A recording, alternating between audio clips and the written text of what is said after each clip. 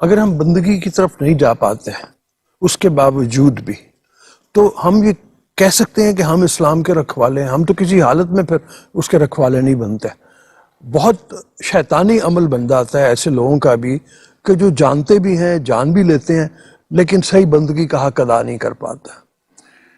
میرے خیال میں ایسا ممکن نہیں ہے کہ ہمارے دل پر رب تعالیٰ کی قدرت کا روب، دبدبا اور ہیبت ہو اور ہم رب کی طرف رجوع نہ کریں، تو پھر انسان رب کے سامنے جھکتا ہے، اس کی بندگی کی طرف راغب ہو جاتا ہے۔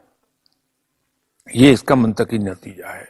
یہ ہو نہیں پائے گا کہ ہم ادھر کو نہ جائیں۔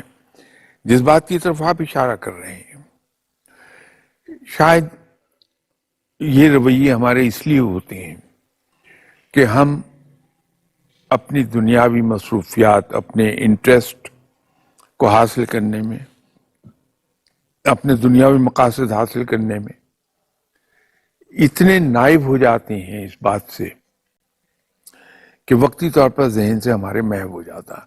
گرچہ ہمارے ایمان کا حصہ تو رہتا ہے، لیکن ذہن سے شاید وقتی طور پر، لمحاتی طور پر وہ محو ہو جاتی بات کہ مجھے کل کو اللہ کو جواب دینا ہے۔ ٹھیک ہے۔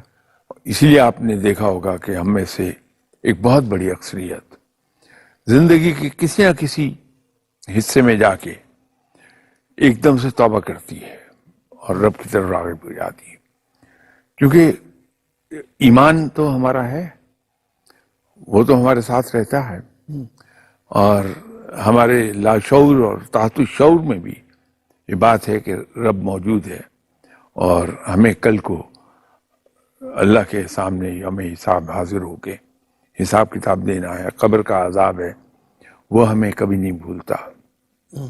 وہ لمحاتی چیزیں ہیں کہ لمحاتی طور پر کہیں ذہن سے محو ہو جائے، and we are taken away by our worldly interests.